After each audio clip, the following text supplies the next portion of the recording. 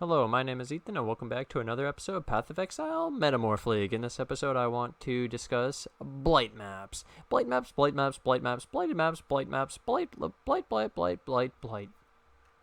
Alright, Blight Maps. A Blight Map is this type of map that you see here, and the tiers range from Tier 1 to Tier 16. There are a ton of different Blight Maps. The greatest being Tier 16 and the lowest being Tier 1. The way you would get these Blight Maps is through either Metamorph Blight Map drops or from the actual Blight encounter in your maps from Cassia. Okay. What do you do in a Blight Map? You start the encounter and you defend the pump while you survive for 5 minutes from the monsters. How do I run my maps? I chisel my maps up to 20% quality using cartographer's chisels. Under what circumstance would you turn the map into a magic or rare using a transmutation, alteration, or an alchemy, orb of alchemy? And I never turn my maps into a magic or rare because I don't like mods on blighted maps due to the fact that I have broken down Blight Maps to a science to easy AFKing, and if you mess with the numbers with mods, there's all this extra worry and rerolling, and it's super tedious, and it's just not worth because the extra quantity from transmutation, alteration, or alchemy, it only affects the loot explosion, and it's not a big deal.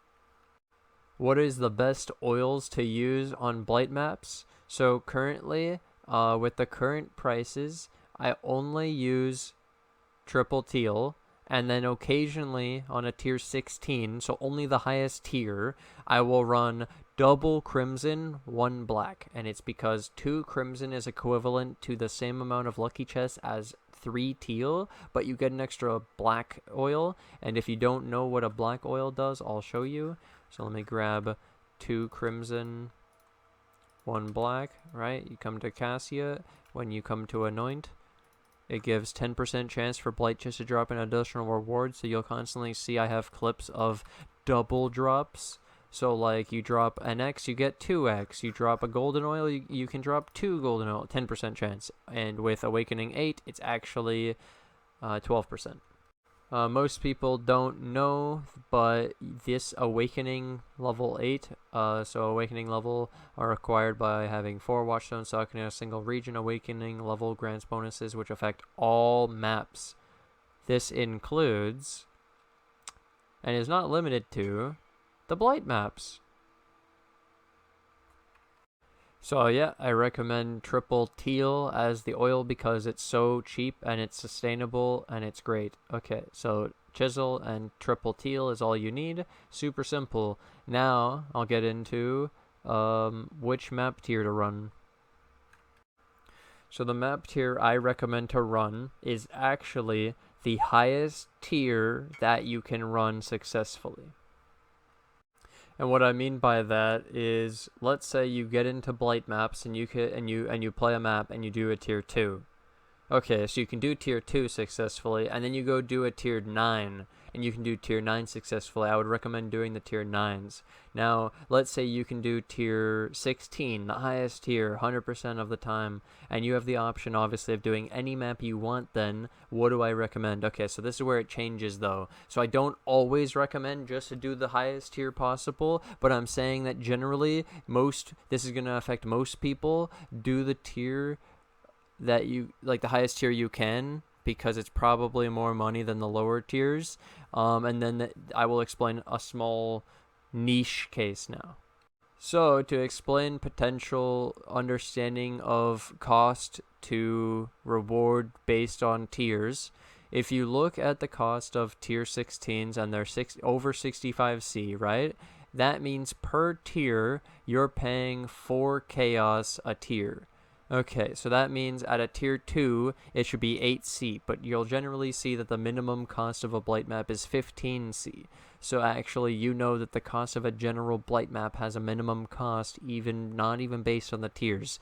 So it is universally accepted that tiers aren't deciding linear progression between the different blight maps. Okay, so then the actual thing we would look at is pretty much just relative cost, and you notice that tier 16s are more than 10C more than tier 15s, and it's like there's absolutely no way almost that tier 15 isn't more profitable than tier 16 because of the fact that you run 7 an hour, the cost adds up. It makes a difference, the higher cost, and so if I had to recommend, it would be tier 15s for highest profit and like other lower tiers. And even though I recommend doing the highest tier possible for you, you probably don't do tier 16 just because of the current market. Even though tier 16 should drop more loot than tier 15, the price difference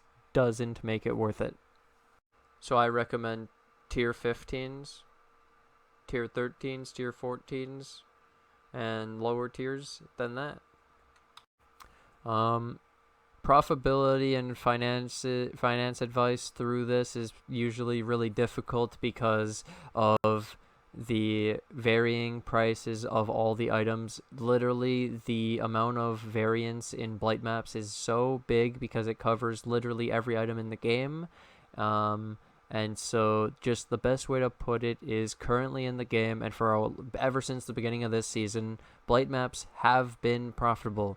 If you like Blight Maps, play Blight Maps. Don't worry, you're making money most likely overall, and I would recommend bulk selling. By that, what I mean is, if you don't need to upgrade, don't. Sit on the items, store them up, and start bulk selling. So like I have 123 pristines. Before I was selling them every 20 pristines.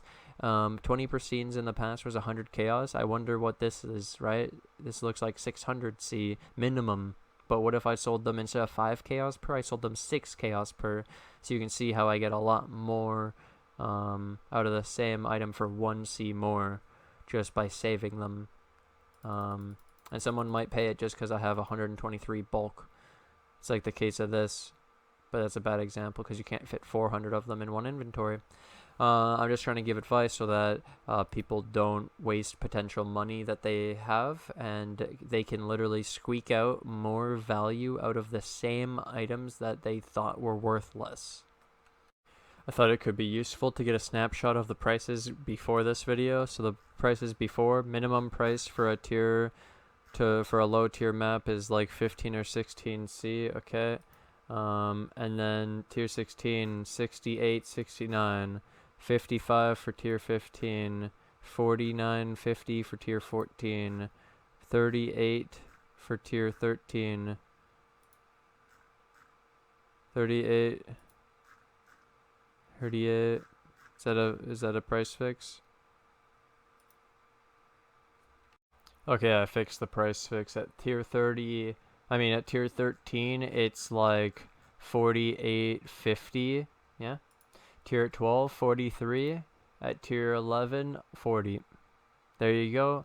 So again, we have the base price 16, top price 69, then it's 55-ish, 55, 56. Then we have 50, 50. Which this is like, oh, it's the same. That's why.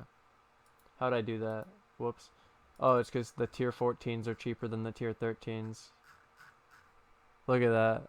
Tier 13, too many people play it because it's easier. So you should probably be doing tier 14. It's a gap in the market. And then, yeah. Cheaper but not worth it probably, so I would recommend tier 14, tier 15. Don't do tier 13 or 16, too much attention is on them. TLDR, Blight Maps are great. Play any tier Blight Map, play a higher tier Blight Map to make more money. Still worry about the cost of the Blight Maps because it's relevant, and again, current prices, current advice. Play tier 15s and tier 14s. Use triple teal on all your Blight maps and use chisels. Enjoy. Hope you have a great time. Enjoy your Blight maps. Enjoy your Blight map experience. Enjoy Blight League, Metamorph, Kappa. And I'll see you guys in the next one. I'd like to take this opportunity to thank my Patreon and YouTube members who financially support the channel, along with my 61 subs on Twitch. Try next Hannah, Steven C, Last Fable, Stacy, U, Boggy, White Wolf, YouTube members, Garbar, Try next White Wolf, Arkbone, Gerbed, John, Lelouch, Lamprey, Dawid, Dubu, Gooseeggs, Gabriel, and my 61 subs. Thank you, boys, for all the support, and I'll see you guys in the next one. Bye!